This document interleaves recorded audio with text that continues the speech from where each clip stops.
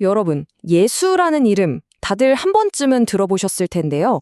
오늘은 그를 딱딱한 교리로 접근하는 게 아니라 내 가장 친한 친구를 소개하는 것 같은 느낌으로 풀어낸 책이 있거든요.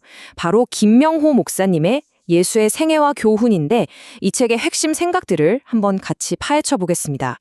네, 바로 이 책이 오늘 우리가 함께 살펴볼 텍스트입니다. 저자가 수십 년 동안 붙들고 탐구한 예수의 모습이 대체 뭘까? 그 핵심적인 통찰을 한번 같이 따라가 보시죠. 저자 본인이 직접 이렇게 말해요. 이건 신학책이 아니라 내 친구, 우리 친구 예수를 소개하는 책입니다. 라고요. 와, 이런 접근법이 대체 어떻게 예수라는 인물을 완전히 새롭게 보게 만드는지 지금부터 한번 제대로 들어가 보겠습니다. 그러니까 이 책은 그냥 정보만 쭉 나열한 게 아니라는 거죠. 저자 한 사람이 자기 평생을 걸고 씨름하면서 발견해낸 아주 개인적이면서도 깊이 있는 탐구의 결과물인 셈이에요. 그럼 그 여정은 대체 어디서부터 시작된 걸까요? 저자가 서문에서 밝히는데 모든 건 신학생 시절의 한 수업에서 받은 깊은 감동에서 시작됐대요. 그때 그 학생 시절의 노트 있잖아요. 그게 수십 년 동안 목회 현장에서 구르고 구르면서 얻은 경험이랑 딱 만나서 마침내 이렇게 한 권의 책으로 아주 깊은 통찰로 열매를 맺게 된 겁니다. 자, 그럼 저자가 이 평생의 탐구를 통해서 도달한 첫 번째 핵심 결론, 그게 뭘까요? 바로 이겁니다. 기독교는 인간이 막 애써서 신을 찾아가는 종교가 아니라는 거예요. 오히려 신이 스스로를 우리에게 짠 하고 드러내는 계시 종교라는 거죠. 이게 바로 계시 종교라는 말의 핵심이에요. 우리가 지식의 탑을 엄청 높이 쌓아서 신한테 가려고 노력하는 게 아니라 반대로 신이 자, 나를 보여줄게 하고 마음먹고 선택할 때 바로 그때 비로소 우리가 뭔가를 알기 시작한다는 거죠. 책에 인용된 이 구절을 보면 그 개념이 확 와닿아요. 주는 스스로 숨어 계시는 하나님. 이게 무슨 말이겠어요? 우리가 아무리 찾아 헤매도 발견할 수가 없다는 뜻이에요. 주도권이 전적으로 신에게 있다는 거죠. 근데 저자는 이 계시를 두 가지로 나눠서 설명해요. 하나는 일반 계시. 이건 자연 만물을 보면서 뭔가 있나 보다 하고 어렴풋이 느끼는 건데 인간의 죄 때문에 그 의미가 좀 흐릿해졌다고 봐요. 반면에 특별 계시는 달라요.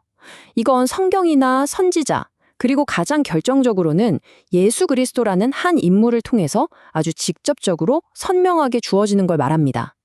자, 신이 스스로를 계시로 보여준다고 했어요. 그럼 인간은 뭘 해야 할까요? 그냥 가만히 있으면 될까요?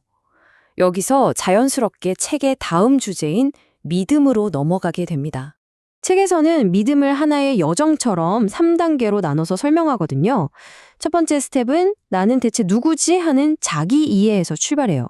그리고 이게 창조주와의 개인적인 관계로 발전하고 마지막에는 그 관계가 그냥 생각이 아니라 내 삶의 진짜 현실이 되는 과정. 이게 바로 믿음이라는 거죠.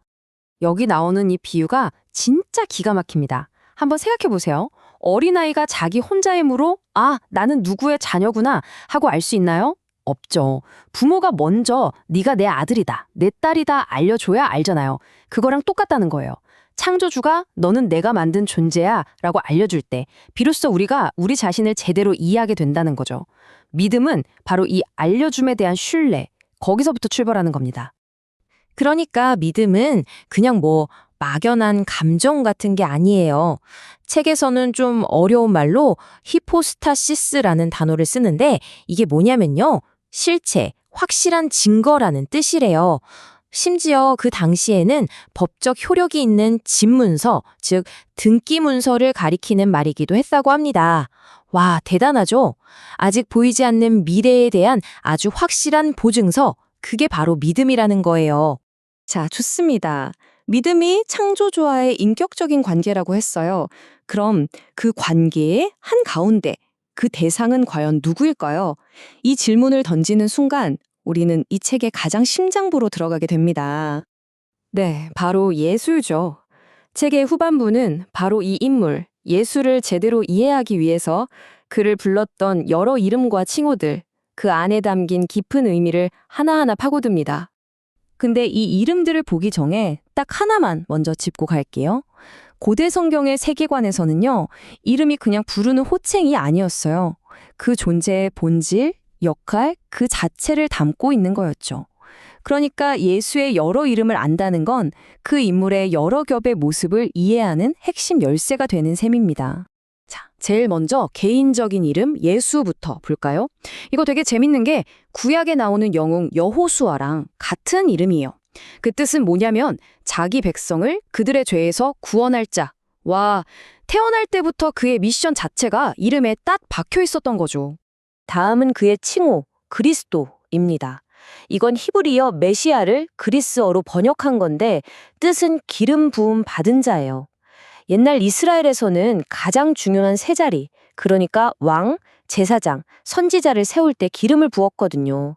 예수가 바로 이 세 가지 역할을 모두 하도록 하나님께 공식적으로 임명받은 유일한 존재다라는 의미가 이 그리스도라는 칭호에 담겨 있는 겁니다.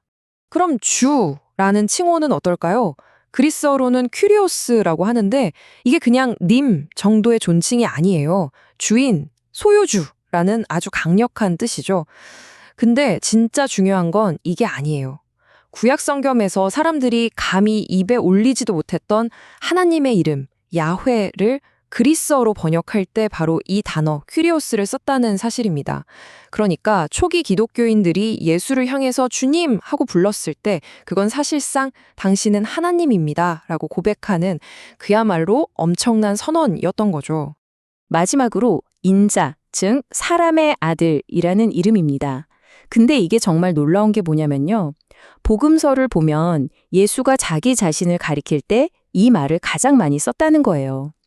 이 말 속에는 나는 너희와 똑같은 완전한 인간이다 라는 의미도 있지만 동시에 구약 다니엘서에 나오는 하늘의 심판자로서의 권위 그리고 신과 인간을 연결하는 유일한 중재자라는 아주 복합적인 정체성이 함께 녹아 있습니다.